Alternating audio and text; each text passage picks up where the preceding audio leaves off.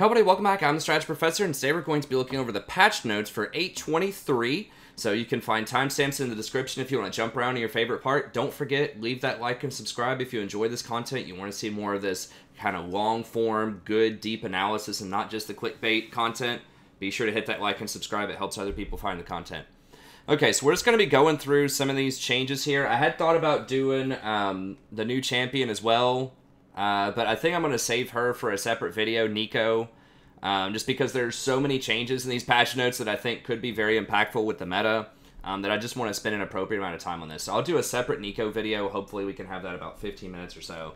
But yeah, I'll do that soon, maybe tomorrow after classes. But let's go ahead and get in here. And I did do a Google Doc for this one. I had stopped doing the patch notes Google Doc when the patch notes weren't really that game breaking. They haven't really been like huge changes since probably the mid-season. They slowed it down a lot because people were crying that there were changes so often that, you know, we just ended up with the same meta for, you know, 5 or 6 patches or so now. But this is one of the most exciting ones I think we've had in a while. We have a couple of really good sort of support changes I think come in. We have Nico, who could be a good support. I think Lissandra with these changes could be a decent support. So there's a lot of exciting stuff for support, but for other roles as well. So let's go ahead and get in here. Okay, so first up, Aatrox change. Basically a joke. They really need to change this champion a lot. Actually, I'd never laned against him until last night on Viewers Night. He's obnoxious. With like half an item or something, it was like 2 hits off of his Q was like 500 damage. So that's just disgusting. They need to nerf the ratio on his Q. It shouldn't be where you have that much mobility, basically 3 dashes, and it does just like a ridiculously insane amount of damage. So they're like, now people have more time to strategically play around him. You know, his ult is only up for 10 seconds instead of 5, or instead of 12. What? How do you play around this? Like, it's 10 seconds, he's running at you. Like, he has so many hops and jumps, and he has the little thing that can grab and pull you closer to the center. He's just ridiculous. Like, you're not getting away from him. They need to nerf his damage, or nerf his mobility. I don't mind a champion having a lot of mobility, and, you know, just being sort of fun, being able to hop around, stun people, chain them together, you know, but he shouldn't be able to basically, like, 2-shot people with his Q, while at the same time having a free GA built into his kit with a ton of sustain, a ton of mobility, all that stuff. So, you know, at least they've recognized that champions like Aatrox and Irelia are problems, but these nerfs are absurd. Like, they're so ridiculous. You need to actually nerf these champions. So, they didn't do that a lot. They also did not nerf Irelia, Akali, Urgot, or LeBlanc on this patch. So, now LeBlanc did get a kind of nerf. You know, with her W, I think they took 10 damage off of it, so that's something. At least that'll kind of put a dent in her a little bit. I still think she's on the strong side. But, like, Aatrox, Irelia, and Urgot, like, 100% need some serious nerfs to him. And Akali probably, too, especially at higher elos. But anyways, okay, so that doesn't matter for him. Ezreal is... This is a pretty good buff for Ezreal. So, pretty much, like, his ult is going to do full damage to champions, even if it goes through minions. Which is a very big deal, because there are lots of times where you have to try to fire this through minions to snipe someone out, or you're just trying to wave clear, you know, before you back and get some incidental damage against the enemy or something like that, or push them into the tower and press them a little bit more. So, I think this is pretty big. You know, the first couple of minions that get hit are going to take less damage overall, but now it's going to be consistent damage among all of them. It's 50%. So if you're hitting an entire wave, it's going to damage the wave evenly to that effect. So you can kind of predict, like, you know, if you're actually going to be able to clear that wave or not. So I think that's pretty good. The biggest thing is that you're going to be able to snipe champions through traffic a lot more. Or if you try to do one of those cross-map Ezreal ults and it goes through some jungle minions or something like that, it's still going to do full damage when you hit it. So it's going to hit like a truck compared to what most people are used to. So and that's really good, and that's a skillful way to implement more power into his kit. It's not just free damage. You actually have to hit a kind of tricky skill shot, so I like that.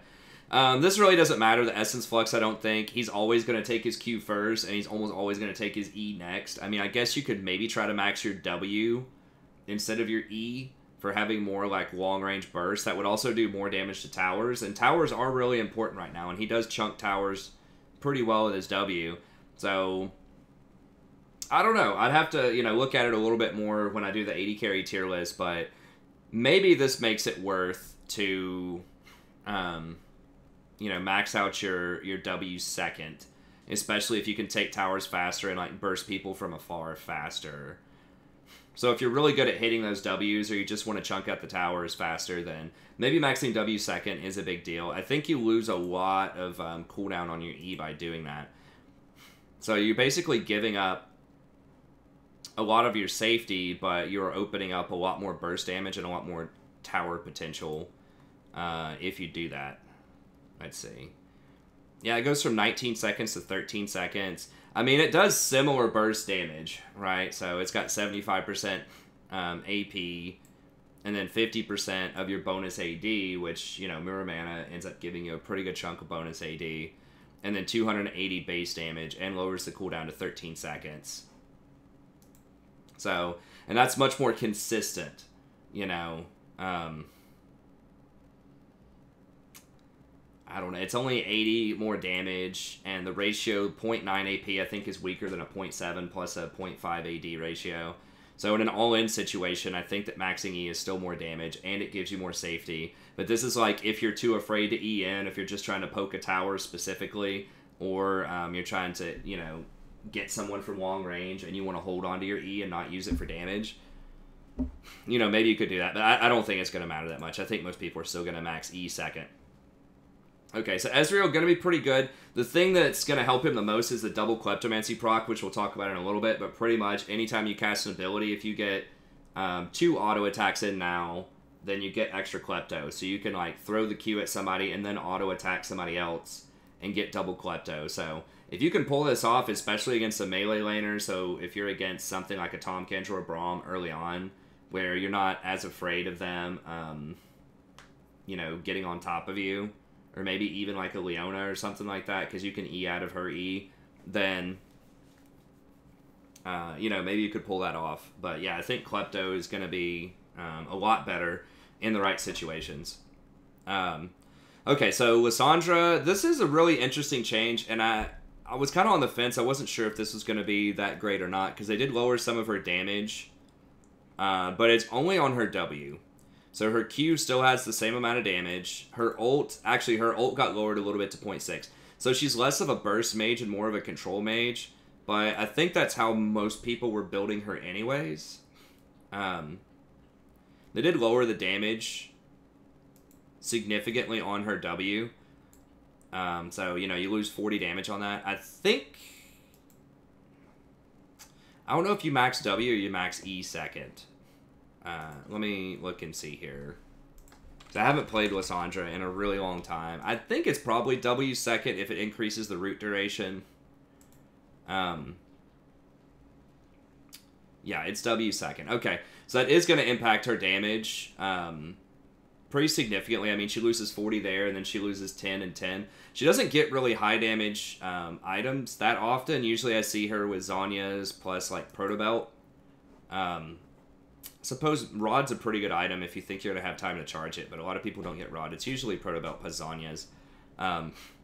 So she doesn't get a lot of AP in the first place, so the AP ratio is not going to matter as much. What's that, 75 plus, you know, 60, that's 135. You'll have like 20 from runes. It's 155, you know, and then from your Doran's Ring or Darksteel or whatever, that's 170. You're losing probably like 35 damage off of that. Off of an all-in rotation by losing a 0.2 ratio. So you're losing like 35 off of that, and then 40 off of your base W damage. So that's pretty significant. So it has me a little worried about, like, maybe her all-in potential mid lane. But the big exchange for this is obviously you get to do damage with your passive. So your passive has never dealt damage before, so in a team fight, I think she's going to perform better. Because you have a 0.3 here, which basically makes up for the 0.2 you lose here, right? And you get an extra 0.1. And it has 120 base damage. That obviously more than makes up for the 40 base damage you're losing here. So in a team fight, if these thralls start blowing up on people, and it does area of effect, so it can hit multiple people, potentially in a team fight. So that makes her a much better team fighter, and I think that's kind of where she's always shined the most, is in those team fights where she can ult in and then cast her, like, self-ult you know, on the back line to freeze everyone, slow everyone. Then you can hourglass if you need to, and then you can root them, you know, additionally with your W. So you can just tie up the whole back line and just have a whole bunch of invulnerability time, you know, where people can't really mess with you. So I think that playstyle is still going to be very good. It's just kind of the assassinate to blow someone up, particularly like gank assist. You know, if your jungler comes in and you ult them, you know, for 1.5 seconds, then now it's going to be less likely you're going to be able to all in and kill them. You still might be able to do it depending on the jungler, but that's kind of the trade-off. Is she's worse by herself for solo kills or even like 2v2 kills, but she's going to be much better in team fights where people could die with this Iceborne subjugation. So that's kind of the trade-off. And these things wander around. I think it's for 4 seconds. That's a long time. People have a long time to be able to... I think that's almost like a Kog'Maw passive. That's the closest thing I can think of, but it slows people. So if you don't have a dash, you don't have a flash, or something like that, then it could kill you. So it's like a Kog'Maw passive for everybody that dies. Now, this says enemy, and I did look this up on the League Wikia. It's enemy champion, okay? So it's not minions. I was like, there is no way it's enemy. Because when something says enemy, that also could mean, you know, minions and monsters. But that's not the case. It's only champions. As would seem logical. They just misworded it there. So that's interesting. And she does have a better auto attack. She has better mana regen, which is really important if you were to get Fairy Charms, for example, which I'll talk about here in a second. A little bit more attack speed, so she can attack better. And she has 550 range. So that, you know, a lot of the mid lane mages don't have that full 550. There are some, but a lot of them will have like 525 range. So having that full 550 is pretty nice. So interesting changes. So better team fighter, a little bit less damage, lowered her mana cost quite a bit. Now this is very significant, especially at early ranks. Going from 75 to 60 is a lot. That's 20% more mana. And she still has really high base mana. So she has 475 base mana, and she has 8 mana regen to start with, which is pretty decent for a mage. And then she gets more per level. And then her W costs less mana. You're not going to be spamming it all the time, but it does. And then Glacial still costs quite a bit.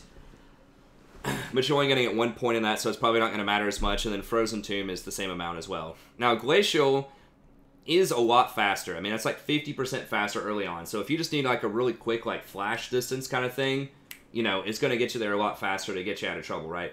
But the long range, the maximum range, is still going to take the same amount of time. So this is for just getting you out of those really quick situations where people are on you, you're about to get CC'd, and you just need to zip out a lot faster. You can do that now. So now you're going to be a bit safer. So all of this, I think, sets up for her still being pretty good mid lane and top lane, particularly against assassins or melee champions. But then maybe also as support. So the main reason historically that you haven't been able to play her as support is because her Q costs too much mana. It's just too much. Even with the mana regen that you, or the passive every 18 seconds you get a free spell or whatever, which is not really enough. It just costs too much mana. And now that it only costs 60 early on, that's a lot better. And the fact that they removed Chrysalis, and they nerfed bone plating to where it's complete trash now. And the fact that people have figured out this technology of going Aftershock on her, which allows you to have more all-in potential earlier on, particularly with ganks. You can become pretty much unkillable whenever you blow up on them with your W and trigger that Aftershock. Then she's going to want to go into the defensive tree anyways. And now she can potentially go Font of Life, which, since pretty much all of her abilities have AoE slowing mechanics in order to immobilize, then you could trigger Font of Life. So that could give your team a lot of healing. And for those of you that are, have been on the channel for a while, you might know where this is going next. Font of Life plays very nice with Ardent Censer. It actually says it finally. Someone added this to the wiki because I get asked about this all the time. This hasn't been as relevant on a lot of champions, but it's been a thing for the last year and a half that occasionally comes into play with champions like Gragas or maybe Fiddlesticks or Vhagar. Historically, I've tinkered with some of these things. It's never been super successful, but it is something that you can get. right? So you get the ability power, cooldown reduction, healing and shielding power, which does affect how much healing they get off of Font of Life. Now, it's not going to add a ton of extra healing. It'll add like an extra 1 or 2 healing, though, which, you know, once again, probably doesn't matter that much, but it's okay. It does affect your self-healing, though, with your ultimate, which is significant.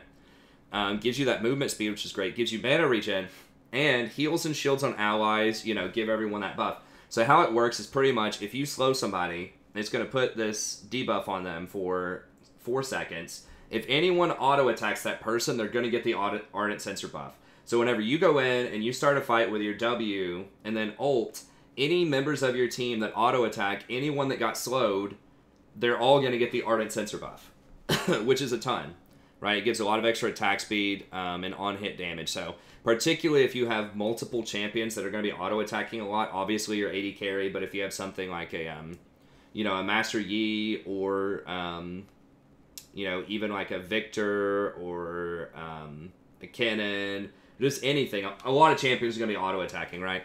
So it adds a nice little buff to it. So it's not like insanely game-breaking, but it's a decent choice on her.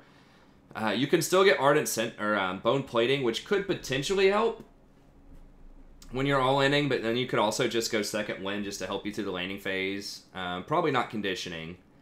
But either second wind or Bone Plating is fine, and then Revitalize is still very good on her because, once again, that affects your self-healing. You could also go something like Athene's Unholy Grail. Now, this does give you 100% mana regen. You're going to be doing AoE damage. This could potentially be even better than Font of Life. And then it heals you for this charge amount.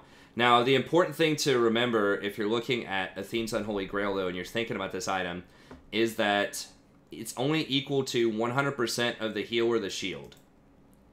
So when someone auto-attacks and heals with this thing and only heals for 10, then it's only going to heal them for 10. But it does double the healing. Now it says over 2 seconds. So I'm not sure if that's accurate. There's a lively debate down here as to whether or not that's accurate.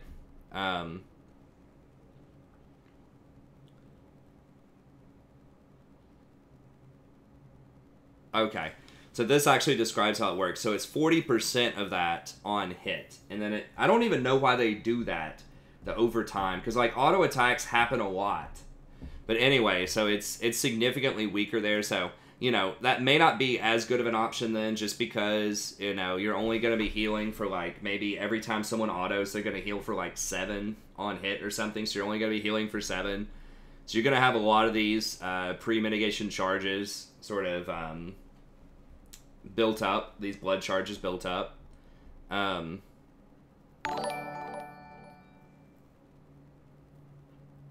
So it's going to take a while to get through those charges. So I don't know. You don't even have to go that. I mean, a lot of the time, another option might just be, and I put out some of these options here if you're interested. You know, maybe you still just go for something like Zhonya's Hourglass Proto Belt. So I think Ardent is a decent choice. Another good option is Zeke's, because you have a really low cooldown ult that holds people still, and so being able to buff your AD carry with a short cooldown ult can be very nice, right? It gives them that extra, you know, 25 on-hit damage. So Zeke's might be the best option of all. You could go like Zeke, Zhonya's Hourglass, and that would make you relatively tanky. It would give a buff to your AD carry, and it would allow you to sort of stay in there longer without getting blown up.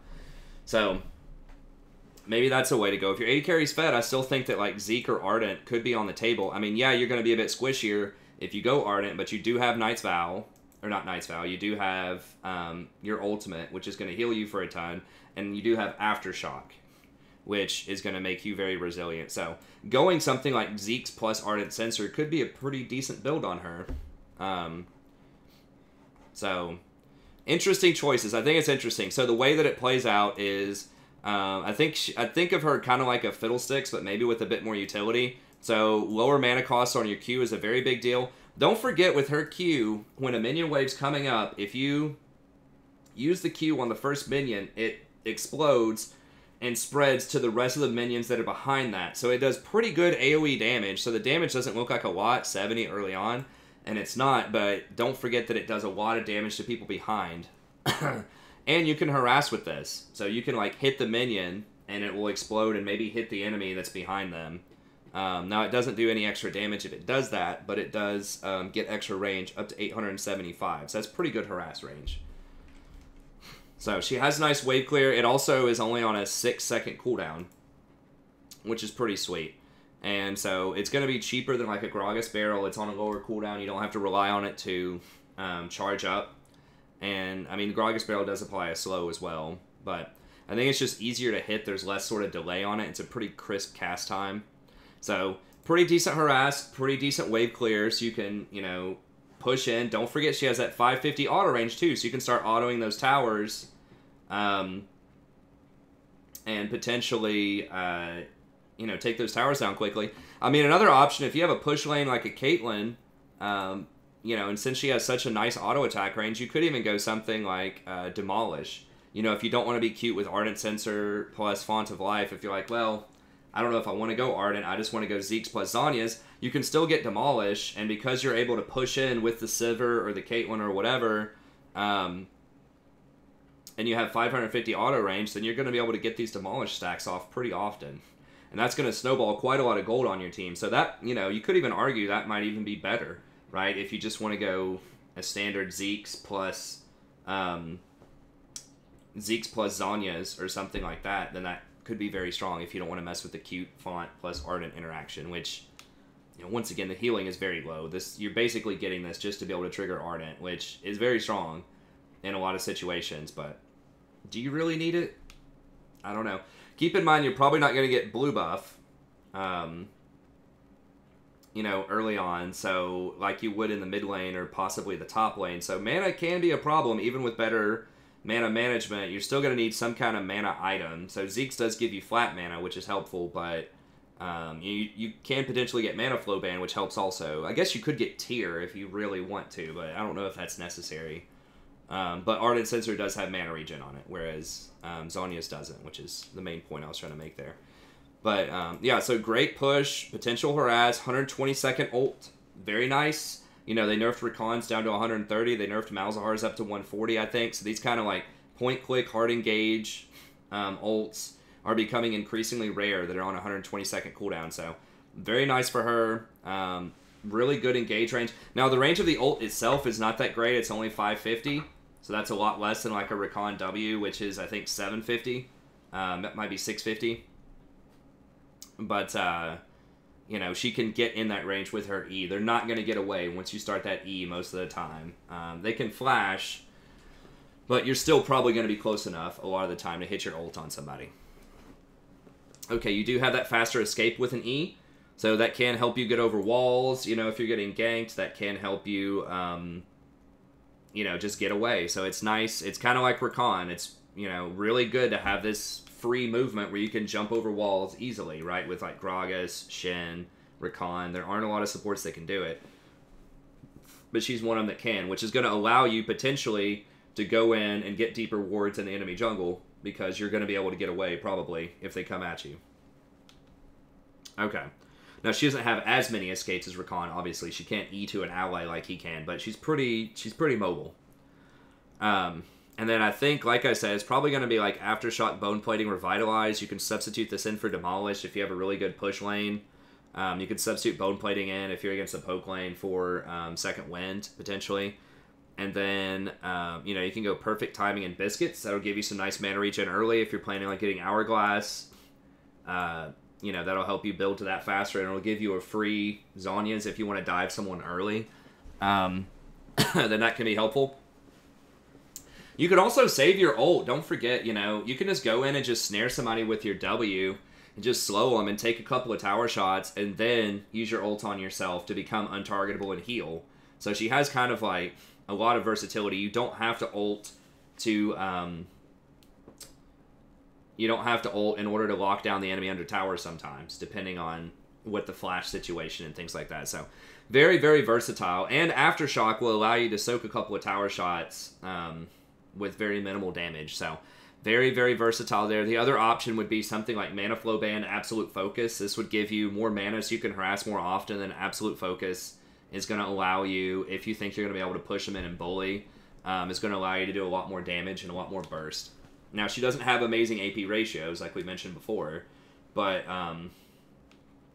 that, you know, could be helpful. Now, going something like, I know someone's going to ask about it, you know, going something like, what is that, the freeze thing out of the utility tree. I wouldn't recommend that just because you already have so many slows and you don't have, like, really important skill shots that you need to hit. I mean, your ult is just point click, your W you can't miss pretty much if you're in range. Like, yeah, you can hit more Qs on them, but they're already going to be slowed. So I wouldn't recommend going that. Glacial Augment. I mean, yeah, you can, but once again, I just don't think she's the kind of champion for that. You know. Now, something like Liandry's would be very interesting on her because you have a ton of slows you can constantly apply. So if you really need that higher damage option, then something like Liandry's could be pretty legit. So that's something to consider if you want to do that. Now, I think by and large, you know, her base damages are pretty low compared to a lot of the AP mages, and her scaling is not that great. I mean, 2 of these abilities are under 190 base. So, yeah, I'm not... And this is, like, pretty low, too. You know, the damage is a 0.6. So, I don't know... Like, the reason that it's so good on Brand and Zyra is because they do pretty heavy percentage-based damage. So, they have really high base damages, and that makes, like, Spell Pen a lot more effective. But she's really more of a control mage than a burst mage, so I probably wouldn't go for that build. But I'm sure someone will try it. You can report back with what you think. So, yeah, I think Zeke's... Zhonya's or Ardent can all be pretty good starting items on her. So I'm going to try her out. I think it's interesting. You know, once again, she's a nice... There aren't many, like, control AP threats that make sense mana-wise. Like, Orianna's mana is too heavy. Ori would be great if they lower her mana cost some as a potential support. But I think with her wave clear, her versatility, you know, utility, she can self-heal, she can get away, she can start fights. She has really good sort of snowball potential in fights with her thralls. That's going to be extra things the enemies are going to have to watch out for once people start dying.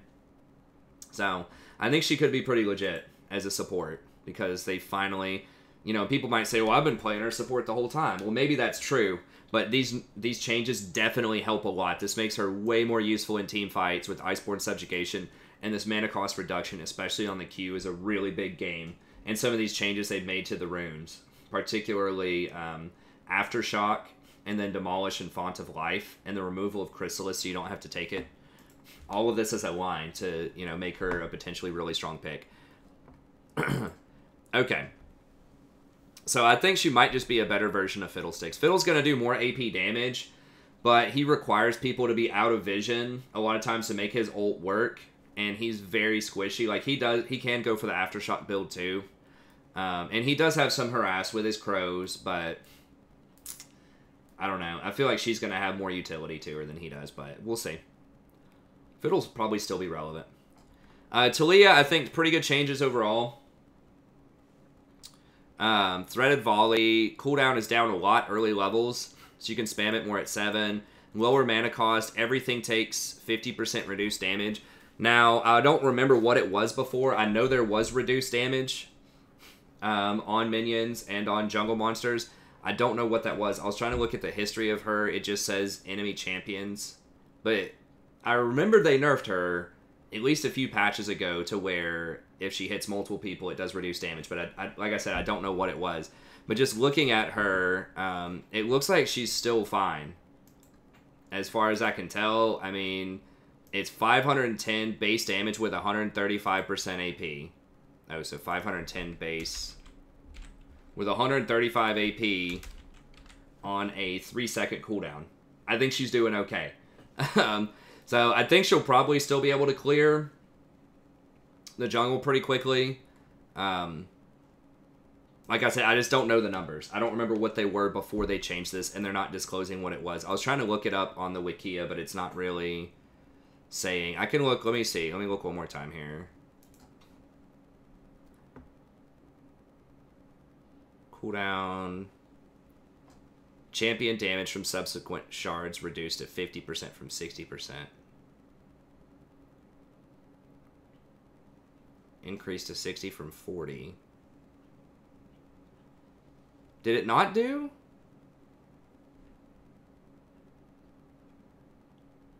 Now only applies to champions. Oh, okay, so she did do full damage to Monsters? I thought she always did reduce damage to monsters. Minions and monsters. Okay.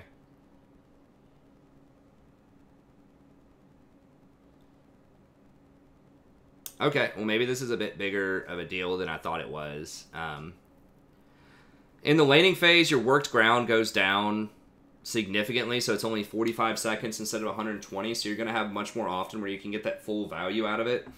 So that's pretty good. I guess we'll see. I mean, if she was doing full damage and now it's only doing 50%, then that could be like, you know, that could be really, really bad for her jungle then. That could completely knock her out of the jungle. But maybe she's okay in the laning phase. I don't know. We'll see. I know they nerfed her wall. They've nerfed her a lot, so we'll see how it goes.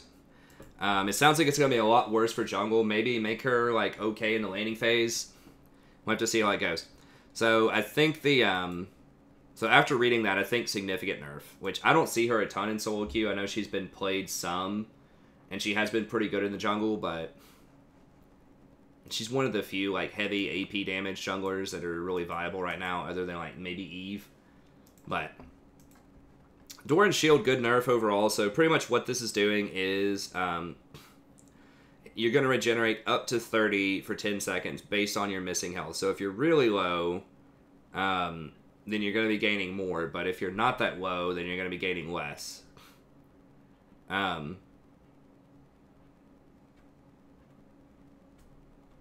I'm curious, what did it do before? So it says, I didn't think it was really, like, affecting all-ins. I thought it was always used against poke. Let me see here.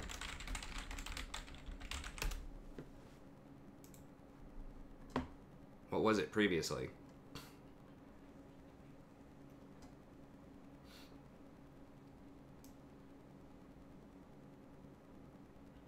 Basic attacks deal 5 physical damage to minions on hit. Blocks 8 damage from a single target attack. Wow, that was really strong. Restores 20 health over 10 seconds.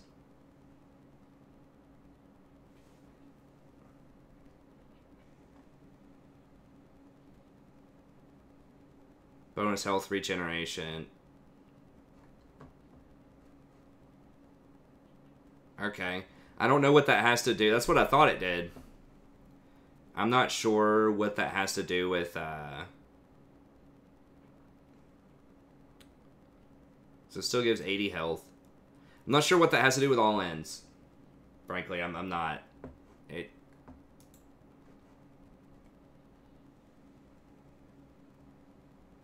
Based on missing health. So is it saying that, like, an all-in? Because you're going to be missing health in an all-in. So it's saying if you just, like, lightly poke people, it's going to do less. And it'll set them up better for the all-in? Is that their reasoning? Because if you poke them to, like, 50%, that'll stick, and then it's better for all-in? I don't know. Either way, I think this is... It's going to heal less over time. Most of the time, I think, is sort of what's going on with this. But either way, I don't think it's a huge deal, but it's helpful to nerf some of that regen. Now, this is a pretty big deal. The Guinsoo's nerf, and I love it. I love it, because two of the most obnoxious champions right now that are so hard to deal with if they're really fed are Kai'Sa and Yi. And, like, Master Yi with the old Rageblade could solo Baron off of, like, 2 items at 20 minutes or something like that. If he has Rageblade plus his little attack speed item or whatever, jungle item, and, like, maybe a Vamp Scepter, I think he could do it. He maybe had to have the full blade, but I feel like I've seen him do it off of just Vamp Scepter plus some of that other stuff, and that's ridiculous. That should not happen. So yeah, I think this will definitely dial back the damage a lot. This is a huge nerf because they no longer get the bonus attack damage and ability power on the stacks. You know, so this used to give, what, 15% bonus attack damage and 15% bonus ability power. And it used to give, you know, extra on-hit damage. So if you had, whatever, 50 attack damage and 50 ability power, then this would effectively give you 20 on-hit damage, even with numbers that low. So, now it just gives you a flat 15, and it gives you a certain percentage of pin based on your level. So if you get this later in the game, it's good. So I still think it'll be okay as like a tank shredder. And I think that's when this item should be good, is when you get to sit there, you stack up a lot of stuff, and you just tear through people. But because it's percentage total armor, then it's going to be better as a tank shredder, not against squishies. So I think this is going to nerf champions like E and Kai'Sa significantly. Now, Kai'Sa might be able to build something else. I think the double on-hit, like the ability to double hit for her passive is still going to be like what most people do with her. I don't know. We'll have to see if people move away from that and move back towards like a Nashor's build. People used to go Guinsoo's Nashors, I guess. Should probably still get Stormrazor. I mean, maybe she just goes Stormrazor, Hurricane, and then gets Guinsoo's after that. I'm not really sure. Like, she doesn't get a ton of AD because she gets Hurricane early on. Like, how much that's going to matter, or I don't know. I'll have to do more math to see, but it's definitely a nerf on her. It's definitely a nerf on Yi. And then it's going to be a nerf on Varus and Kog'Maw, and ultimately I think it'll be a buff to other hyperscalers that don't use Guinsoo's. So Twitch primarily is going to be very strong off of that, and then champions like Xayah, and then potentially someone like Sivir, you know, in their sort of hyperscaling status might be able to fill in where some of these guys are going to be left out. So, you know, the real victims here are Kog'Maw and Varus, because they're not played very much to begin with. And this is one of their core items that gets nerfed, so I kind of feel bad for them, but it is good that Kai'Sa and Yi get nerfed. Okay, jungle items. So they removed the Monster Hunter debuff. If you guys remember in the preseason, which I'm sure most people do, we had these like funnel comps middle, or just mid laners in general taking Smite and a jungle item just so that they could farm like Raptors if they pushed really well. They remove that now. So their argument is that the risks to farming bounties and turret plating are hurting gold funnel. But why risk it? Why take this off? Like, that's such a degenerate playstyle that people were up in arms. I mean, I didn't mind as much. I thought it was pretty bad if you were under Diamond. Like, it just was not a very good strategy to go for Smite middle. But at, like, Challenger level, it was pretty strong, because then you could fight over Scuttle a lot better, push and get priority. And now maybe that's going to come back. I don't know. So champions that can farm Raptors pretty well. So champions like Anivia, maybe, could start with something like Talisman. I'm not really sure. And I don't know where you have to stand on the map to get the mana regen. I think you can just stand a little bit outside of the lane. Like, so just right next to your turret, pretty much, off to the left, and you would get the mana regen. So, like, Anivia post 6 could definitely power farm Raptors. And she doesn't have, like, she takes Comet. It's not, like, amazing on her. You can't use it a lot in the laning phase. So, like, she doesn't have an amazing rune to begin with. I guess the rune doesn't matter in terms of taking Smite, but she doesn't need a, she doesn't need a summon. Like, she doesn't need Ignite. I mean, Teleport's really nice on her. I mean, maybe you could see people take Unsealed or something like that and then go Smite as their main. And then they can use the Unsealed to teleport back for a specific back timing. That could be a thing, potentially, on Anivia. I don't know. I mean, this does open up a lot of interesting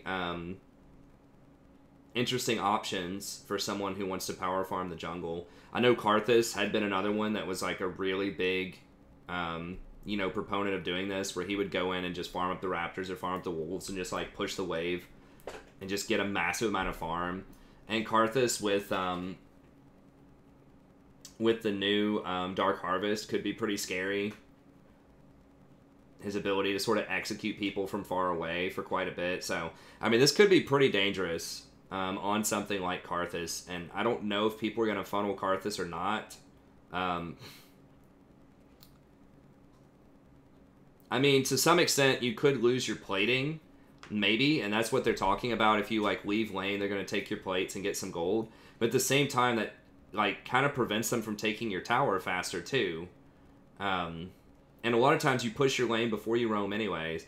So, I don't know. This is really degenerate. I mean, someone like Xayah as well can just run in, push the wave really quickly, like Xayah and then Rakan, middle.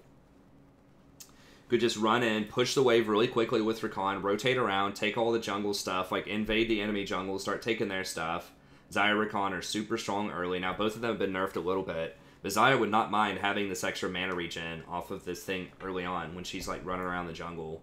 And she wave clears so fast, especially with Rakan helping her. Sadie? What are you... Okay, come on. What are you doing?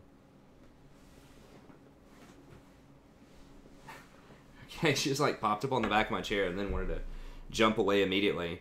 But yeah, I don't know. I mean, for me, I think it's interesting. I like it. I didn't mind the funnel comp stuff middle. But I guarantee you there's probably going to be an outcry if it comes back. Because people were crying so hard in the midseason. This is the worst midseason of all time that they're coming off of. Like, it was such a bad PR with funnel comp plus alternative lanes bottom, like mages bottom and all that crap. I thought it was fun. I thought it was interesting. There was a mass exodus from the game. At least in terms of my channel. Now, there were other sort of mitigating factors. I was doing less guides. I was busy taking care of my daughter at home.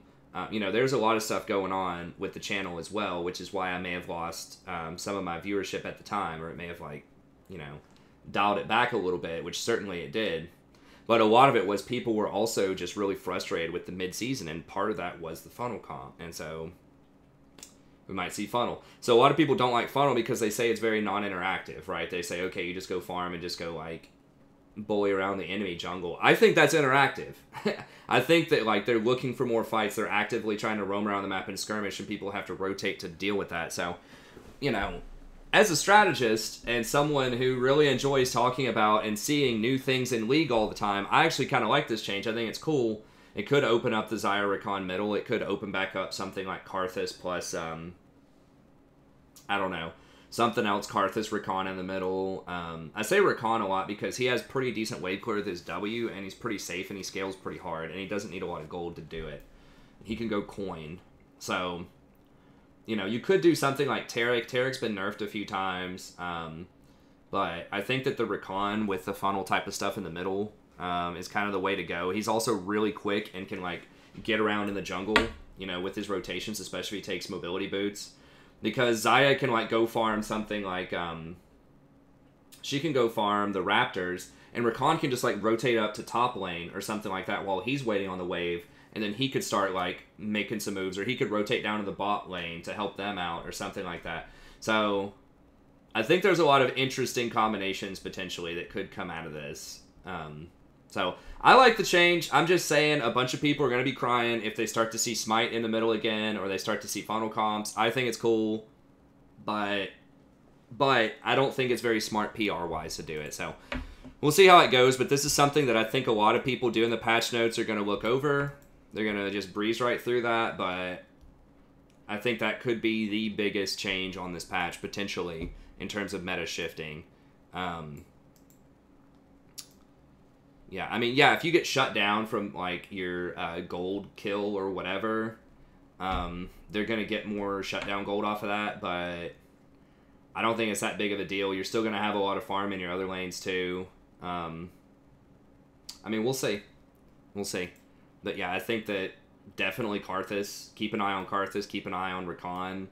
Potentially working with these types of champs in the middle lane. Grab those Moby Boots, start running. I say Rakan over something like Alistar too, just because Rakan does scale better, and he gets coins, right? So he doesn't have to get those Targon stacks. Although Targon stacks do allow you to push faster, which will allow, you know, your funneler to go rotate more. So, I mean, it could be done with something like Alistar. But, I think Rakan, especially with Xayah, could be a decent combination there. Okay. So, yeah, you might see Lulu as another one, like, who could have pretty good wave clear. Maybe Lissandra support middle, you know, could do something like that. I don't know. It'll be some interesting stuff kind of going on. Okay, Relic Shield, you can get your stacks better if you're your team is brain dead and they don't let you get your stacks. They're fighting you for the farm. I guess that's good. Warding, not going to matter, like, because the wards early on are still the same, and you're going to switch out of this trinket, you know, probably when you complete your gold item at, like, you know, somewhere between 10 to 15 minutes. So, you know, there will be a small window in there where your wards, you know, might not refill for an additional 5 seconds, 5 or 10 seconds maybe. So, slight difference in the early game. It's going to favor coin users because you can switch out of this faster and switch over to sweeping, a lot faster sweeping lens. So, slight buff to coin users, but probably not going to matter that much. Most people don't carry around more than 2 control wards. I can't even convince a lot of people on my team to carry around 1 control ward. So, you know, in pro play where people are, like, constantly finding these control wards and killing them, it might be a big deal, but most of the time, even carrying 2 around is fine. So I don't think that's going to be that big of a deal. Okay, turrets. I have a whole video about this. This video is already going to be kind of long. It's going to be pushing up to an hour, so I don't want to spend the whole time, because I did spend probably like 30 minutes talking about this stuff yesterday. So be sure to click on this video. I have it linked in the description with this Google Doc. So check that out. This is all about all of the preseason stuff that's proposed, and one thing that I talked about a lot was the turret plating and minions. So I'll give you the TLDR right now, but if you want like the more in-depth analysis, then go check that out. Basically, push plus poke comps are going to be a lot stronger in Tower Busters. So things like Caitlyn, Jhin, Sivir, Trist, Xayah, Nami, and Sona. And the reason for that is you get a lot more gold. So based on what I can tell from the wiki and from the patch notes, turrets still give gold. If you kill the turret, you get the gold. So you're still going to get your 250 gold plus 50 global gold. I can pull up the calculator here, so we can do this together. I think it's like 1,400 gold or something if you kill a plated turret, like all the way down. So that's going to be 250, 300 total for your team, right? And then it's going to be 160 per plate times 5, because there are 5 plates, which is weird, because like the last thing that you kill, the last box, should just be the death of the turret, but it says it's 5 plates. So you would think it's only 4 plates, and the last 1,000 is just like pure tower, but it actually is 5 plates. So anyways, we'll go with that number. So 5 times 160 is 800, so plus 800. That's 1,100 gold. And then the first tower is only 150 now. Okay, so not as 1,250, not 1,400. 1,250 though. 1,250 gold for taking a tower all the way down. So much gold. I mean, right now when you kill a tower, it's only 300. If you get first tower blood, it feels like, wow, I just got a huge payday, and that's 600. Try more than double. Like, it's insanely strong, 1,250. Now, the caveat here is they're harder to kill because they have more health, right? They have 1,200 more health out of 3,800 is 20... I don't know. Somewhere like 40% more health or something like that. Okay, 31% more health. A little off on that one, but... you know, so it's going to take a bit longer to kill. But something to keep in mind is they do not have flat armor anymore, okay? So, 0 armor, alright? So, plating grants 40 bonus armor. So when you're killing that first plate, it has less armor than it used to have. It used to have 55. So it has 15 less armor, which means you're basically doing like... It's not exactly the same, but in terms of effective health, you're doing like 30% more damage. Because it's missing that 15 armor. And grants such and such current health, bonus, armor, and magic resist. I don't remember seeing that. 0 to 120, bonus, armor, and magic resist.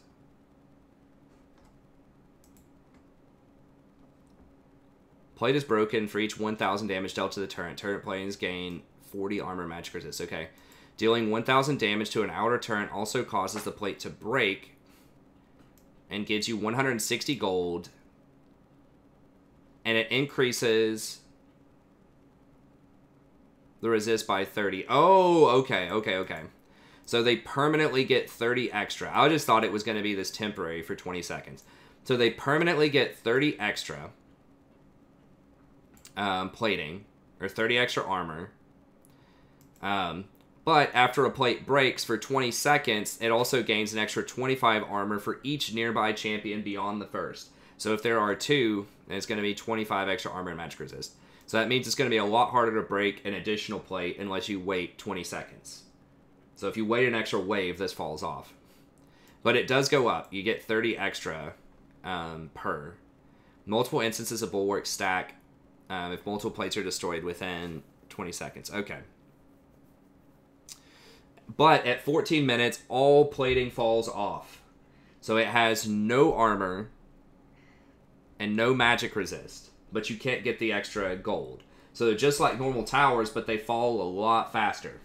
So if you're alone killing a tower, you're really going to shred through it. Because it's going to be like doing true damage to the tower the whole time. Now, yes, it does have the extra health. But you're going to be cutting through it. So split pushers are going to love this. Past 14 minutes, you're going to have to survive the laning phase, so it needs to be a split pusher who also is pretty good at 1v1ing and laning, which is a lot of split pushers. You know, if you think about someone like a Fiora or a Camille, you know, quite classic split pushers, then they're still going to be pretty good, even in the laning phase. Now, someone like Singed maybe is not going to like this as much as a split pusher because he's pretty terrible in the laning phase. So he may not like it. Other champions, like maybe Nasus or something, who can get bullied, or like Tower Dove or something, may not like it as much. But overall, I think that most people that are good at split pushing and good at lane bullying, so Urgot, Aatrox, stuff like that, also will like this. So I think that especially in the bot lane, if you have a pusher and you can get in there and start blasting away these turret things, so something like, especially like a Caitlyn, a Jhin, a Sivir, you know, something that can push the wave real hard and start taking these plates and bullying people out early on, that's going to be really, really strong. So we could see champions like Nami, Sona, maybe even Karma. I don't know. That's stretching it. Lissandra, like things that can push waves quick, that have nice wave clear. Lulu maybe can potentially be very strong in this meta. So just push and poke. Just put them under the tower, start poking away at that turret, and just see how much damage, you know, you can get in there. So that's a lot of gold. And if you take it fast and you can rotate now, so if you take it with Caitlyn, if you can take one of these towers at like 10 minutes and rotate really quickly and get to the middle tower and take that one, take all those plates, that's a massive payday. So now, you know, you would be getting something like, was it 2,400 gold, 2,500 gold off of those towers instead of just the standard 600. You'd get first tower blood too, so it'd probably be 900. But you're getting almost 3 times as much gold if you can bully and take those towers. So I think that the tower plating is like that gold. If you can get it, it's going to be pretty insane. But it's also going to allow you, if you are a scaling champ, like a Twitch or something like that, Vayne, God forbid, you got a Vayne on your team or something that's trying to scale up, then they might actually get to scale a little bit more. Like, so here's the thing with that, and okay, I'm already like describing what I talked about in another video, but I'm trying to do it quickly.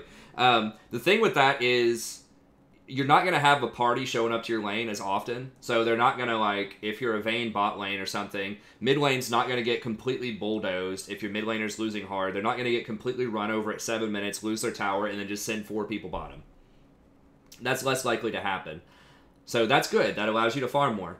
However, the bad part about that is you're not going to get out of that lane either for a long time. So if you're against a Caitlyn or, you know, something else that's really oppressive in the early game, it's going to take them longer to chop through that tower, and they're going to get more gold for it. And so they're going to be able to deny you even more resources for 14 minutes. So maybe they took your tower at 7 minutes, and then at least you got to farm, you know, in peace. And maybe the rest of your team can somehow survive while you wait for 25 minutes because you felt like playing Vayne before you can do anything.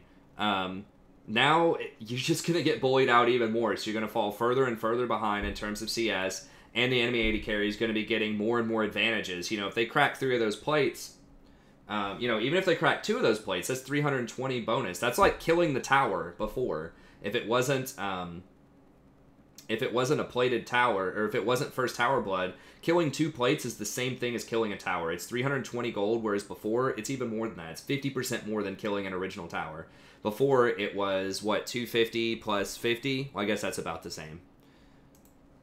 Yeah, 250 plus 50. Now, if they crack 2 plates, that's 320. So that's almost the same thing. So if they do 2,000 damage to this tower, then it's going to give them a little bit more gold than before if they did 3,800 damage. So they're going to get that gold faster. They're going to hit their BF sword faster off of cracking those plates. And they're going to come down there and bully the crap out of you a lot faster. So that's the thing, is it's like less of a party, maybe, on your lane. I still think there's going to be a Fiesta bot lane. So people really, really want these plates now, even though it's going to take longer to kill them.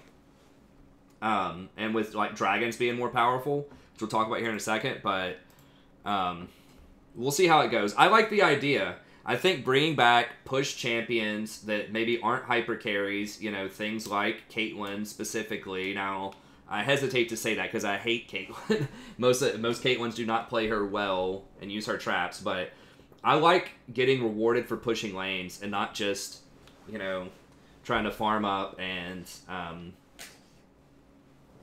I don't know. I like it when towers don't fall at 7 minutes and you still have a chance to express your dominance if you choose a dominant lane. So beforehand, for instance, like if you played Zyra in this meta and towers break and laning ends at like 10 minutes or something like that, it's rough because you could get ganked. You're really bad in skirmishing if you're Zyra, particularly because you're not going to have your full item completed. You're probably not. You might be able to one-shot people. But, like, Zyra's really at her best when she's bullying people in lane, right? When you're denying CS, when you're potentially, like, harassing under tower, all-inning someone out of your, like, bush that you have control of. You know, that's really when she's going to shine, is in the laning phase, and you really want to get a huge advantage. Well, that lets champions like that be a lot stronger now. Lets the lane bullies come back, so you don't feel like you always have to pick the skirmishing champ. You don't always have to pick the Alistar, the Nautilus, the Thresh, the Rakan. You can still pick them, but there is more counterplay to them now, because if you get bullied in and pushed in early by the Sona or the Nami, you're going to be in that world of pain for a lot longer than you would have been previously. So, I think that's useful. Now, keep in mind also that they are buffing up these minions, and I'm not going to talk about all these as much. I know I keep saying that. I'm trying to go a little bit faster. But, basically, like, the TLDR on this is minions are going to be a lot stronger, particularly starting at 10 to 15 minutes, like normal minions. So they're going to move faster. So whenever you get a kill or something, it's going to be easier to rotate, take objectives faster. They're going to do a lot more damage to towers. So sieging is definitely going to be back. You know, like the Caitlyns, the, you know, maybe the Tristanas, things like that are definitely going to come back into the fold. And they've lowered the power of super minions. So if you have an inhibitor, it's good, but it's not completely lights out. These normal minions can actually fight through and delay that at least a little bit. So you have a little bit more of an ability to push up and then go contest a Baron, for example. You'll have more time before the super minions are able to cut through your normal minions. So, you know, whereas before, if you push up to mid, like the bottom lane, if maybe your inhibitor's broken bottom, and you push up to the middle of the lane, you know, you might have an additional 30 to 45 seconds before that minion wave makes it back onto your Nexus towers, because they're just going to, like, plow right through your minion wave so quickly. Well, now they might be able to put up a little bit more resistance, and maybe you have, like, a minute and a half now to go contest Baron, to look for an opportunity to make a play. So, I think that's pretty good. It's not as oppressive. It's kind of counterintuitive to what they're saying, where they want games to close out faster. So it allows you to make a comeback when your inhibitor's down more, and then Baron is less. It's still really good, but it does less power on the minions. So particularly, they're going to take more damage from turret hits. So Baron empowered minions are still good, but they're not as good as they were. Although remember, the base minions were also increased in power quite a bit. So that's just to kind of compensate for that. So I think the overall sort of goal here is you to have much stronger power with the minions before or without Baron and without Inhibitor. But if you have Baron and Inhibitor, you're still going to have an advantage, just not as much of a gap between the normal minions as you used to have, if that makes sense. And these things do a ton of damage now, like a lot of damage. So like melee minions do 80 damage. 80 0 damage now. They can scale up to that. That is ludicrous. They used to do 12, now they deal 80. So if you're in a pack of these things, you know, if a wave's been stacking up and there's like 5 of these things hitting you, that's 400 damage. These minions are going to do like a ludicrous amount of damage in in-game fights. So you really have to watch out for that. So yeah, towers, stuff's going to break a lot faster. Games are going to be a lot faster because these minions are just going to be insane. They also have, I think, more health now. They go up to 485. I mean, caster minions do 120. 120. That's at 37 minutes, though. So yeah, you can just read through and check these out. Basically, the bottom line is base minions are going to push a lot faster. Super minions aren't quite as strong as they used to be. Baron buff, not quite as strong as it used to be, but both of those are still going to be very strong. So I think overall, pretty good. Once again, that's going to allow siege comps to come back, so it just doesn't have to be team fight around Baron. Whoever wins, wins the game. Right, now you have more options to split push. These minions will help you take down towers faster if you're split pushing. So now I think this is going to create a better balance between team fight, split push, and siege comps. We haven't seen siege poke in a long time. Like, we haven't seen things like Caitlyn, Xerath, Jace, you know, that type of stuff hasn't really been hot in a while, but I think it might start coming back in. So I think that'll be cool. And as far as epic monsters go, Dragon spawns at 5 minutes, which thank God this happens. This at least gives you 1 back to get a control ward if you're against something like a Udyr or a Shyvana or just something new, something that's going to take it really quickly. Warwick, now you could actually defend it early on, so I think that's a good move. And then it respawns every 5 minutes. So now, once again, this is going to favor wave clear. So the more you can like push and get dominance in your lane, you're going to be able to go get that dragon much quicker. So I think that puts a lot more emphasis on champions that can take dragons quick and lanes that can get priority and advantage. Once again, this might favor something like Smite mid laners. We'll see. It's definitely going to favor bot laners that can push and threaten towers. I think it's a good change. Just more action, more stuff on the map to get, more strategic decisions, better game. So I like it. Elder Dragon is down 6 minutes, which is really good. I mean, games are going to be faster too, which is why they're doing like these minions are going to close things like pretty quick. So I suspect average game times will come down to somewhere between like 25 or 30 minutes. It might even be less than that. It might even be 20 to 25. That might be optimistic or pessimistic, depending on your point of view. But I definitely think they're aiming to make games 20 to 30 and like not longer than 37. Like 37, you notice that's the timer on all of these. That's when the stuff gets real crazy. That's when you start getting like the 80 damage melee minions and things like that. So they're trying to make these games more to like 20 to 25 to 30 minutes, which I think is pretty good for a lot of people. A lot of people don't like getting trapped in hour-long games where you just can't ever close the game out. Some of those are cool and fun and epic, but I think that like 25 to 30 is a good limit there. So that's kind of a way of nudging people to do that faster. So there's going to be less of them available because games will be faster, so making them faster here is good as well. And then they're also buffing up the power of the Drakes. I'm going to have a full video on dragons and dragon taking and timing and things like that, sponsored by Megan here probably over the next week or so stay tuned for that. But like Infernal's giving you like 10% or 2% more AD and AP, which is pretty good. So at the top end, it's the same, but early Drake matters more. Now, this is the big one. 6% extra damage going from 10 to 16 is a huge leap at level 1. So that's going to be really good, particularly with plated towers. So if you can get one of these things, if it's a Mountain Drake at like somewhere between 5 to 7 minutes, and that's going to allow you to crack all those plates, that's big game. So this is going to make this a lot more relevant in the early game. So that's really, really nice. Now keep in mind that true damage doesn't care about plating. It doesn't care if, that tower has 150 armor. It's still going to do the true damage, 16% true damage. So that's really big.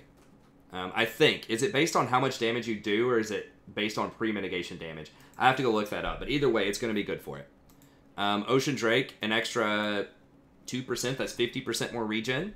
Very nice. Early on, still really impressive. And even Cloud Drake getting 50% more love early on, getting that 3% in combat or 9% out of combat. It's very good for rotation. So I think this is nice. Making the dragons much more valuable early on, I think is good. We're almost done here. Almost done. Working through most of these. Rune Shards. Okay, so jungle changes, I just don't know. Like, this is very, very specific math. It's probably going to come down to the champion. Nothing is jumping out here as, like, insane. 30% reduced XP on the first Krug. But yeah, nothing is jumping out at me as, like, a very large number of reduction. Gromp is looking pretty significant. That's like 20 less experience at level 7. I mean, this is like 10 experience. So Gromp is probably going to get hit the most. But it's worth the most also. Raptors are basically the same. Mini Raptors down a little bit. So I don't know the breakpoints. Krug and then lesser Krugs about the same. So Gromp looks like it gets hit. Maybe the Wolves are down a little bit. Wolves are down significantly. That's like 8, 10. So that's like 18 off of that camp. But I just don't know the breakpoint. I mean, is this going to mean if you're like playing Hecarim and you usually pop level 8 with your current jungle route at, 9 minutes and 30 seconds, is it going to take you one more camp? Is it going to take you until 9 minutes and 45 seconds before you come back? I just don't know. Like, I don't play jungle enough to know the exact breakpoints on experience and routes and all that stuff. So you'll probably have to watch, like, a challenger jungle main to figure that out. But on the surface, it doesn't look like it's a huge deal to me. It might normalize the experience to where, like, by level, 10 or 11, maybe the jungler has about the same experience as, like, the AD carry or something like that instead of the mid laner. I don't know. But I don't think it'll be a big deal. For certain champions that have very specific power spikes where they have to be, a certain level at a certain time, and this is going to throw them back. So someone who has a really strong level 6, like gank mechanic, and maybe this forces them to, like, farm one more camp to hit level 6, that could potentially be a big deal. But I just don't know. It's going to depend on your route, what you take. They're not affecting Scuttle here. It's going to depend on how much you gank, how much CS you leech off of the lane, how many Scuttles you get, the kinds of camps that you get with your route. It'll probably change something. But I don't think for your average Joe or Jane playing in the jungle below Challenger, I don't think it's probably going to matter. But maybe. We'll have to check the specific math on specific champs. Okay, runes. I think this is great, and this is particularly going to be good for range supports again. So the main reason for that is now you can get 20 AP and a defensive stat. So beforehand, I don't remember the exact numbers, but I think if you went something like Sorcery, Sorcery Inspiration, you may have had 5 extra AP. You might have had 25. I don't remember what the numbers were. But either way, like, this is really nice balance. So, like, most of the time on a lot of the supports, you're going to take 10 AP, 10 AP, 5 armor. And the reason this doesn't benefit tanks is because nothing in the first tree is going to be good for a lot of the tanks.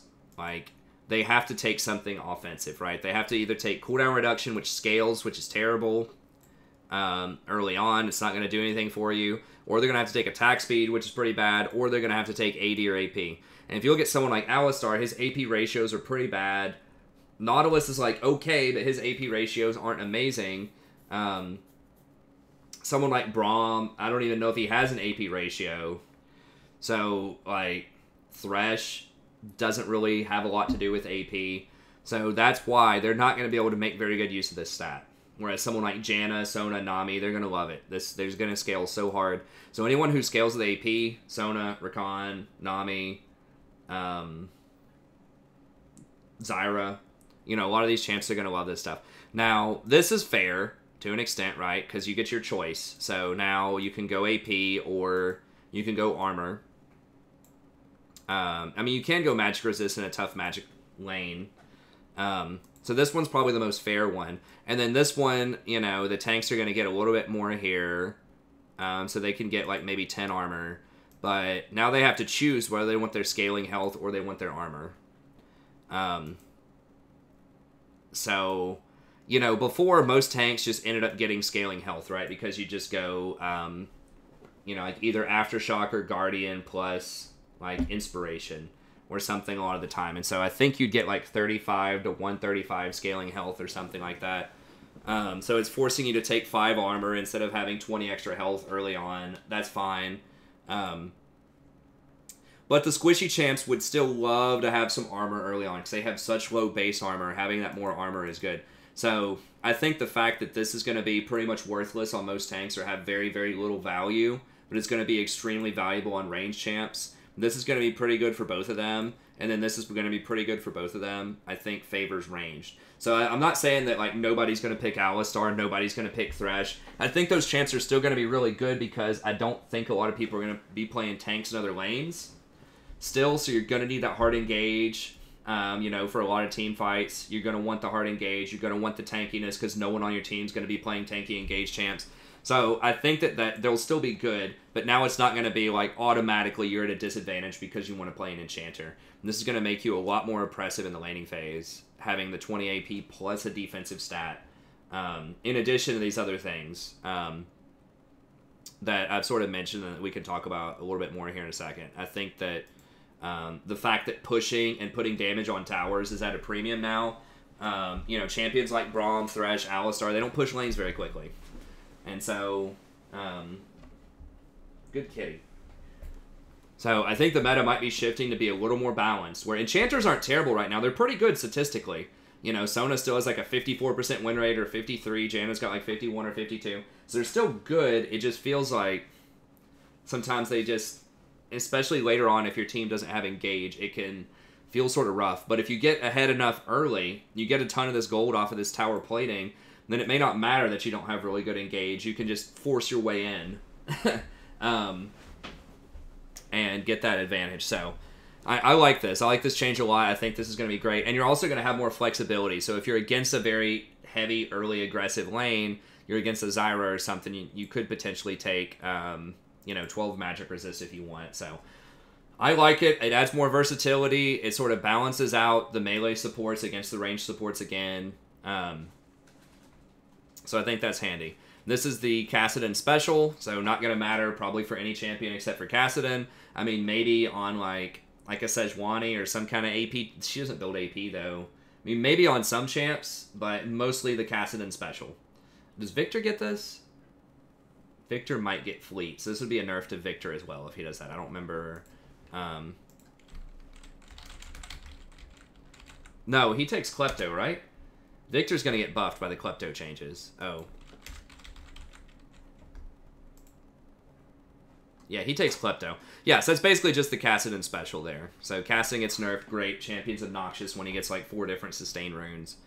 So you might actually be able to bully him out of lane a little bit more. Although early on, he's not going to have a ton of AP anyway, so it's still going to get him through the early game. But you might actually be able to kill him late game. Celerity, I really don't think this is going to matter. Most people switched over to Absolute Focus after Celerity got nerfed the last time. So I think that I don't think this is going to matter. It's just trash rune. There might be, like, you know, maybe Hecarim gets hurt by this a little bit. You know, Hecarim might get hurt by missing Celerity or something like that, but outside of a couple of corner cases, I don't think this is going to matter too much. The fact that you're losing the AD conversion, because most people just weren't getting it after the last nerf, where they made it just like an obscenely low conversion rate. So, I don't think so. I mean, maybe I'm overlooking something. If you get a lot of movement speed stuff, so like maybe if you're Rise or something, and maybe Victor, because Victor does get that bonus movement speed off of his Q. You get an extra 8%. So, like, if you get 100 extra movement speed, you get an extra 8. I don't know. Absolute Focus is just too good, I think, in a lot of situations. So, we'll see. Okay, Dark Harvest, one of the more interesting changes here. Now, this one's one of the more difficult ones to predict exactly how this is going to affect everybody. It's interesting. So basically, what it is it completely, like, screws over anyone that does this in the jungle. So, you know, they're going to have to go back to either Electrocute or Fleet Footwork, which is going to dial down the Assassin junglers. I'm cool with that. Maybe this brings back some Assassin junglers a bit more. Or not Assassin, tank junglers. Maybe this allows, like, Sejuani to creep in a bit more, Gragas to creep in a bit more. Other, like, Predator type of junglers, maybe Hecarim, Olaf, stuff like that, maybe is able to come back in a little bit. Because Dark Harvest was oppressive. I mean, a lot of the top junglers were taking Dark Harvest. Obviously, Xin Zhao's still going to be, like, ridiculously strong right now, and he doesn't use Dark Harvest. I don't think he uses, like, Phase Rush. So this is definitely going to be a big buff for Zen, because a lot of his competition is not going to be there anymore, and Taliyah is getting nerfed as well. So they'll probably have to nerf Zen next patch, but... Either way, so junglers going to be affected. You know, Kha'Zix, Rengar, Graves. I think even Lee Sin was starting to take this. They have other stuff they can take, which is fine, I think. So yeah, if you play those specific champions, it feels bad. But as far as health of the jungle, I think it'll open up to make tanks a bit more viable, which is cool. I like that because that will make enchanters more viable if tanks become more viable. And I know a lot of people on my channel love enchanters. So I do have a personal interest in that. I like enchanters too. But it is what it is. Now, the more interesting part. So yeah, jungle is terrible now. You won't ever want to get it in the jungle, I think. But 50 damage, level 1. 50 damage, level 1. And all you have to do is either cast a spell or auto-attack somebody who's below 50% health is astronomical. That is so much damage. If you look at something like Electrocute is 30 at level 1. Now, Electrocute does outscale this over time, but, you know, it's going to be a while. You know, this is going to do more damage for the first 10 or 15 minutes, probably. And now you only can trigger it once every 45 seconds, so you're going to get an extra 8 damage. So if you trigger it on cooldown, you know, you can get an extra 80 damage by level 10 or so, 10 to 12. And so that'd be 130 damage, and you get like a lower AP ratio, lower bonus attack damage ratio than something like Electrocute. But it's also easier to proc. You don't have to land 3 abilities. You just do anything that does damage, and it'll trigger it. Like your plants off of Zyra. I mean, anything can trigger this. So champions that want to all in and kill you in lane, this could be really nice. So something like a Zyra, something like Brand. I mean, I don't think you'd get it on someone like Thresh. You probably still need Aftershock, or like Leona, you probably still want Aftershock. But I think like mages in particular would like this. I mean, I guess you could try this on someone like Sona maybe, but who's going to be able to poke people down. I think you probably still want Aerie, but if you have like a heavy kill lane, you have like Draven or something, you know, maybe. So I think like the biggest person here early game would probably be something like Zyra that could take this instead of Electrocute. Electrocute was already pretty good on Zyra early, but like this with Zyra with something like Taste of Blood, and then they nerfed Ravenous Hunter, but you could go for something like Ulti Hunter potentially, and that could still be pretty legit because her ultimate is really powerful and you can't get a lot of CDR on her. So yeah, I mean, that's a lot of damage. So if you can burst and kill people out early, 50 damage, like level 1, and it goes up pretty quickly to closer to like 70 damage, you know, by level 3 or 4, once you get a couple of stacks of this. That's a lot of burst early. And in team fights, you can get resets too. So especially, once again, with something like plants, you kill somebody, a plant does another like damage to somebody, it's going to do even more. It's going to trigger more Dark Harvest. So, you know, in team fights, if you can get this triggered like 3 times, that you're probably already winning the game if that happens. But I guess it could stack up pretty decently. But I think you'd primarily take this if it's early game, you're trying to get kills in lane, you do a ton of damage.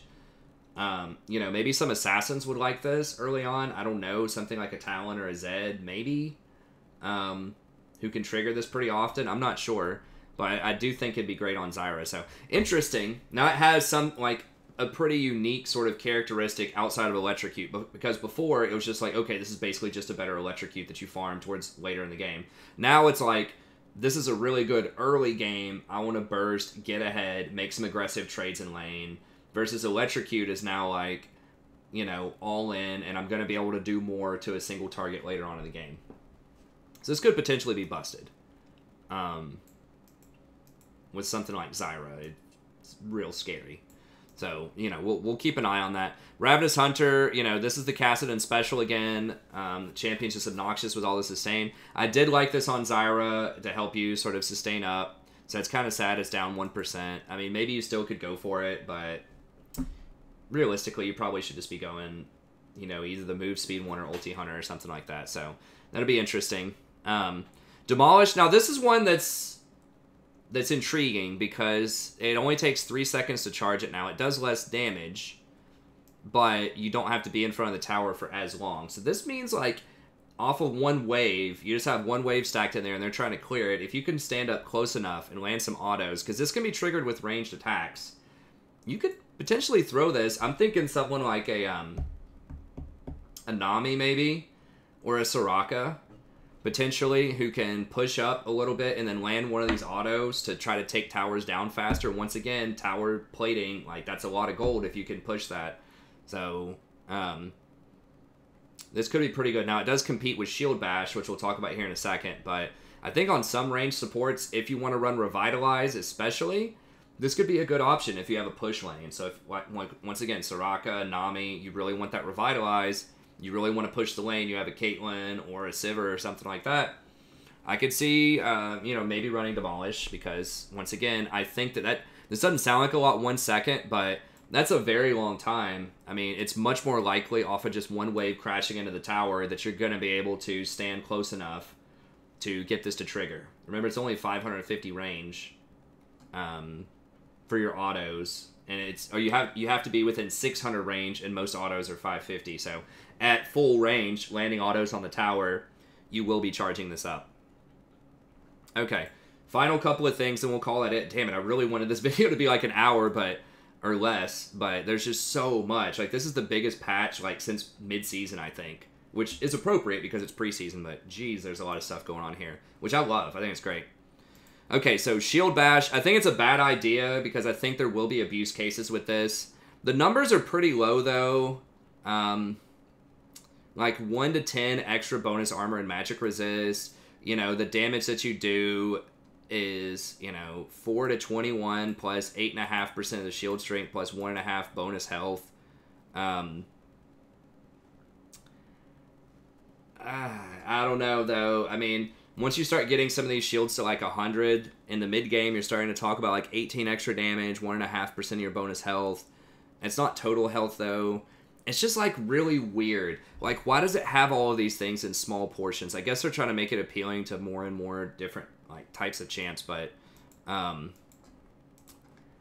don't think it's that oppressive. You know, at level 3, you're probably getting 67 or 76 gold worth of armor and magic resist, and maybe about 150 gold worth on hit if it's like 8 on hit or so. So that's still pretty good. It's like 225 gold value at level 3, which is nice. But there's a lot of abuse potential here. So the biggest abuse I can think of is Fleet Footwork plus Overheal. It doesn't say that interaction doesn't work, and to me, it looks like it's going to work. And I think that's going to be pretty disgusting. Where? I don't even... So many tabs open. Okay, here it is. So, let's go back to the main Rune page here. So the big thing, if you don't know, like, Overheal gives you a shield. There's no cooldown on it. And just whenever you heal past your maximum health, you get a shield. So Fleet Footwork heals you. Whenever you heal off of this, you will get a shield from Overheal. Whenever you get that shield, then you can trigger Shield Bash. Or if you take something like Doran's Blade, or if you have some kind of other lifesteal, maybe you've got like Bloodline, which is kind of awkward. Most people are going to take Alacrity. But I think that Fleet plus Overheal, plus just having like a Doran's Blade that heals you up, will be enough to be where, you know, if you're at full health and you trigger this, you're going to get this, and then you're going to be able to go kill them. If they hit you back, it's going to break the shield, and then it's going to reset. As soon as you heal back up to full again, then this is going to trigger, and you're going to do more damage. Especially if you have a heal champ like Soraka or Sona, who's even more obnoxious. So Sona's going to give you a shield. You're going to do damage. And then if you're at full health, you'll get an Overheal shield. You're going to do damage. So I don't know how it procs if it stacks up twice. So, like, how you would want to wait on this, then, is probably, like, if you're timing it perfectly, you'd want your Caitlyn, for example, to get the Overheal shield, do her damage, then you shield her again with Sona, and then she does her damage again.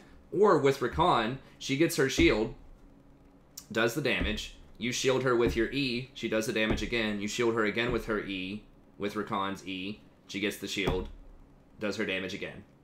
So that's like 3 different procs of this she could get in a row on different auto attacks.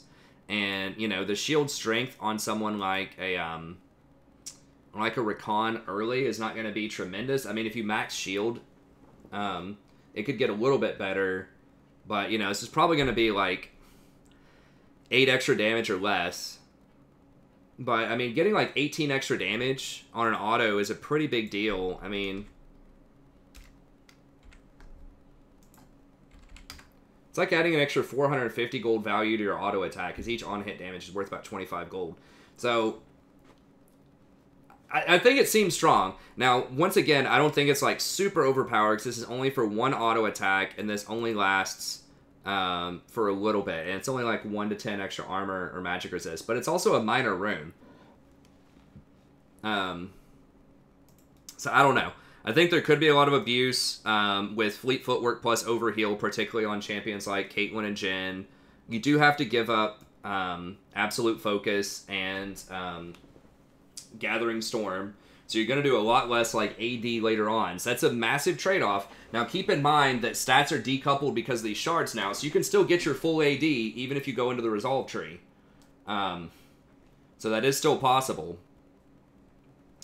You're not giving anything up by going into that. You can still have all of your offensive runes. So that is something to keep in mind. But, you know, especially Focus early on gives you a lot of extra AD.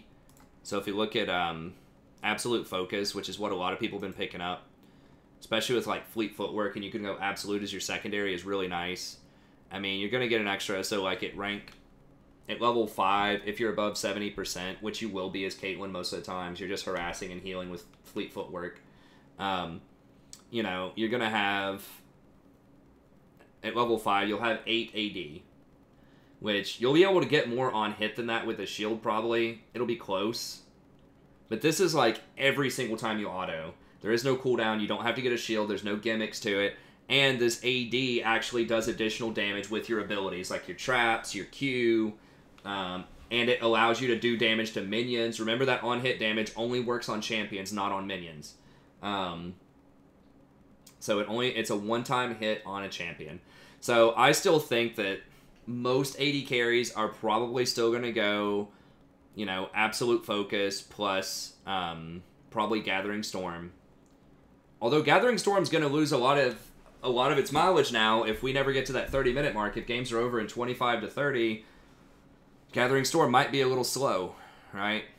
So maybe Absolute Focus is the only good rune here as a secondary for an AD carry now. I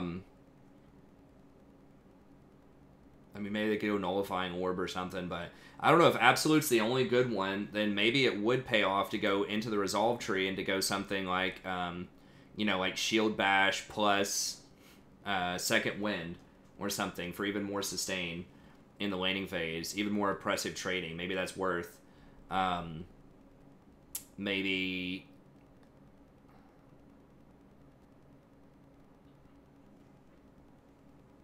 healing and shielding, self-healing. I mean, maybe Revitalize if you have something like a Soraka or a Sona. That's going to increase, like, your own healing from some of these runes and things like that, but also from the healing you receive from something like a Sona or a Soraka. So maybe Revitalize or a Nami. If you have this, you're going to receive more healing, potentially. Now, you're not going to be able to benefit from the plus healing and shielding, but you're still going to get healed. That's only if you're below 40%. It's stretching. It's stretching it. But I still think that going something like Shield Bash and then either Bone Plating against all-ins or maybe Second Wind, just for more sustain, could potentially be a thing. But I still think that something like Absolute Focus, or even just getting something in the Inspiration Tree like, I don't know, Boots plus Minion Dematerializer. Minion Dematerializer is going to be really good now because you're going to be pushing a lot. So you might see Caitlyn's taking things like... you know, maybe Magical Footwear and Minion Dematerializer, just to save on gold so they can get more power faster. I'm not sure, but that's interesting. So, I don't know, we'll see. So, Shield Bash could be overpowered, but keep in mind that the champion that gets the shield has to have this. So, if you take this on Rakan and you shield somebody, it's not going to give them the buff, right? That's how I thought it initially would work. It's only the person has to have it. So if your AD carry doesn't have shield bash and you shield them, they're not going to get the benefit. So it could be risky in some circumstances. Something like Sona, you can put this on yourself. If you, like I said, the best case for this is probably going to be kind of like what I talked about with Demolish earlier, is if you're playing something that can shield yourself, most notably Sona with Revitalize, you can take shield bash and do the extra damage yourself with autos. So that could be a thing, but we'll see. We'll see. I don't know if it's gonna be too gimmicky to take this with overheal. If you have a shielding support like Sona plus overheal, maybe since you can do this almost every auto attack, that might be worth it. It's just absolute focus is so good. So good. So we'll see. I really like the changes to Bone Plating and Chrysalis. Just get Chrysalis out of there. It's just too strong. Like, just that flat health early. Like, it's not a major gold value, like 50 health. It's only on paper something like, I don't know, 120 gold value or whatever. But it does turn into something a lot better later on, the 12 AD. And health is, like, really under budget early on. Like, it's such a strong set. It's way stronger than the gold implies in the early game. And then Bone Plating got nerfed tremendously. Now it's only a second and a half, so they're really just going to have to hit you with, like, all of their abilities at the same time for Bone Plating to work. So this is going to fall off before someone can even auto-attack you, you know, a couple of times, right, in a lot of situations. So they did increase the block amount, but it could still be reasonable to take in some all-in situations. It is only competing with Second Wind now, so maybe conditioning. But I think it's going to be a lot more conditional. It's going to be like, basically, if you're going to get all-in bursted by something, maybe. So if you're like a Braum and you're playing against like a Zyra, maybe you could do this and you're afraid of her all-in. But it's not going to help you against poke nearly as much as it used to. It was already weak against poke, and now it's just like obsolete against poke. So I think a lot less people are going to be taking this now. But it could still be okay in the situations where it's used. Now keep in mind, that's only from the same champion. That's something that I didn't even realize before, and I don't know if this is new or if it's always been like this. It's probably always been like this. Next 3 spells you from the same champion. So if you jump into a team fight and somebody hits you, it's not going to block from anyone that hits you, the 3 spells. It has to be that exact same champion. So if, like, the support auto-attacks you when you jump in and doesn't ever hit you again in a team fight, then it's not going to give you any benefit, even though everyone else is beating on you. So it's important to keep that in mind as well. But yeah, it's good changes. This is going to open up a lot more variety in the bot lane. It's going to make enchanters a lot stronger because now they can actually potentially poke through some of the hard engage supports, and you might actually be able to kill some of the hard engage supports. So Alistar goes on top of your AD carry for a little bit of poke damage. You know, his Bone Plating's going to be a lot weaker. He's not going to have Chrysalis. So you might be able to poke him out a ton if he doesn't kill you right away. So if the all-in fails, you know, then you might be able to put significant poke back on him. Overgrowth, still trash. Don't think it's going to matter. Kleptomancy, good on Ezreal, obviously. I don't know if this is going to make more users good for this. Maybe you see this more on someone like a Fiora. Maybe you see it on, like, Illaoi again a little bit more. You could see it on something like Sona. I mean, people always toyed with this and really wanted this to work on Sona in the early game. Now that you can get 2 procs of it, maybe that's worth. I mean, you're giving up Airy, which is a lot of poke damage early on to do that. But you are getting a lot more sustain. So you're going to be getting like health potions, maybe mana potions. You scale really well with gold. So if you get some health potions and mana potions, then maybe that's worth it. You know, if you get an extra 150 health off a mana potion, or I think the little one only gives you like 100 health or something, but even still, like, that could just allow you to keep poking, keep harassing. The mana obviously is a really huge deal early on if you get mana potions or biscuits or something. And if they're under tower, if you're pushing them in with Caitlyn or Sivir or something, you're going to have more chances to land these autos. Now, I don't remember, is it against turrets too, or is it against, I think it's just champions. It's been a while. I get this on Ezreal, you know, most of the time, but I don't remember if it's just champs. Okay, champion.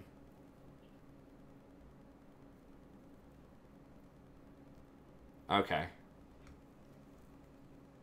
Yeah, these things sell for a lot less, too.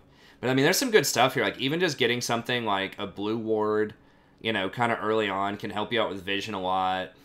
I mean, this stuff is not, like, insane, but it's okay. It can allow you... But, like, getting extra wards is a big game early on before you complete your ward item. That's a big deal. Obviously, sacks of gold are amazing. You know, the potions, the mana potions, and the health potions are good. These things can be okay. But yeah, I mean, it's worth exploring. It's worth exploring, especially against a non-all-in lane. So if you're against another enchanter or like a Braum or a Tom or something like that, I don't know if I would get this against like an Alistar. I guess it doesn't make you any less squishy than before. Maybe. I mean, it's still going to have the same kind of issues where it's going to be pretty worthless in the late game because you're not going to be able to trigger it a ton on people. But, you know, maybe if you get so far ahead early off of these bounties, then maybe it doesn't matter late game. I mean, Aerie has been nerfed a lot. That tree has been nerfed a lot. The Celerity block, I guess you can still do. She still has some pretty good options in there. But she does like the Inspiration tree a lot, too. You know, getting something like free boots, biscuits, and Cosmic Insight are all pretty good options. So, we'll see. I mean, Sona could be, you know, a big beneficiary out of that. And she does scale extremely well with gold. She's one of the highest scaling supports just because of how her W scales and the kinds of items that she gets. So, and she is one of the queen enchanters. So if enchanters come back, that could be pretty scary. So, you know, you might see a build with her where you go, you know, all the way down the Inspiration tree. Then you could go Shield Bash and Revitalize if you want to get aggressive. Or, you know, maybe if you want to try to scale, you could go for something like Mana Flow Band plus Absolute Focus. It could be options too. So I like it. I like it. It's going to allow some of these Klepto users a little bit more utility. And I don't think any of them are running wild right now. So I think it's a good move. It's just a really fun rune too, if you get it. Like, it's just cool getting bonus stuff and just kind of seeing like what's going to happen. Okay, almost done. Bounties. So, I mean, the TLDR here is, I think it's pretty good overall. Bigger bounties in general, and some of it's based off of CS, which is good. So people who are actually ahead, who have a ton of extra gold off of their minions, are going to give up more gold. And you're getting more gold for shutting down people, but it is capped now. You can't get more than 1,000, I think. Also, here they explain the farm thing here too. So if they have 250 more gold from minions and monsters, that means that they have probably like 20 more CS. Maybe not that much. Maybe like 15 more CS. Something thereabouts, like 15 more CS. Then their bounty is going to be 50 extra gold. And then after that, it's 50 extra gold for each 150 gold they have more. So for each 10 beyond that. So it starts at like, if they're up 15 CS, and then it goes to 10, 25 CS, 35 CS, you're going to get an extra 50 gold for shutting them down.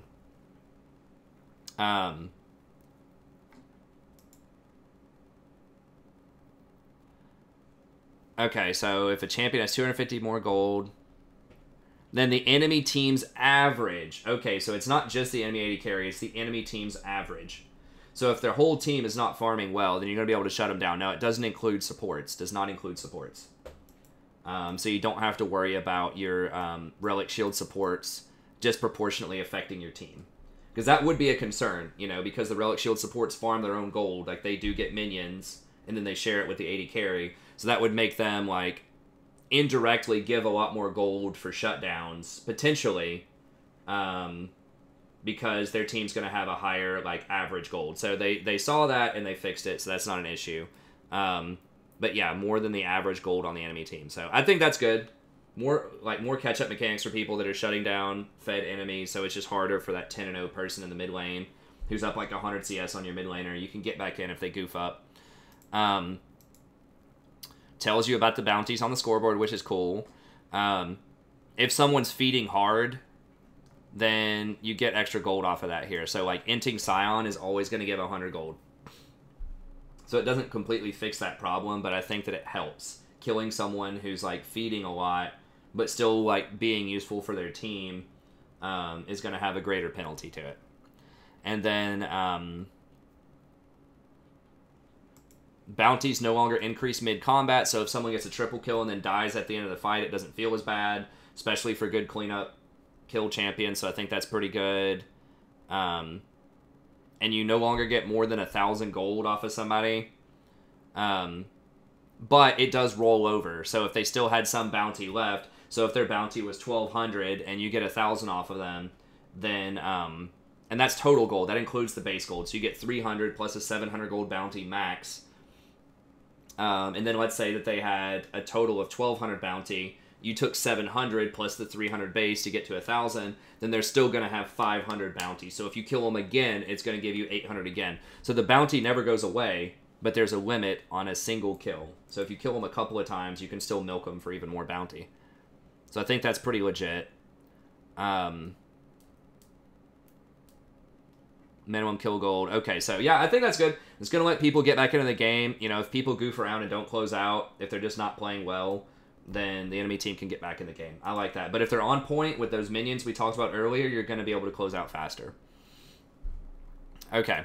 And then summoner spells, the channel duration is shorter, but now you can't cancel it. I love this. Absolutely love it. It's fantastic. Because, like, it's so annoying that someone can start a teleport and then cancel and, like, ruin your entire fight, basically, or ruin all of your plans. I think there should be more risk. Like, this summoner has so much utility. It basically gives you a free laning phase, so even if you die early, you still get back to lane. You don't miss a lot of experience, so it's like a get-out-of-jail-free card if you fail in lane. If you do really well in lane, you also get ahead. So if the enemy team has something like Ignite, and you have Teleport, and you're able to force them out of lane, you're going to have a huge advantage, because you're going to be able to back and buy and then get back.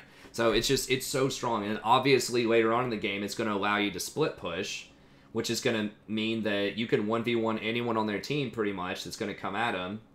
And you can also simultaneously protect objectives like Baron. So there's like way less threat if you have Teleport. So it's just too strong for what it does.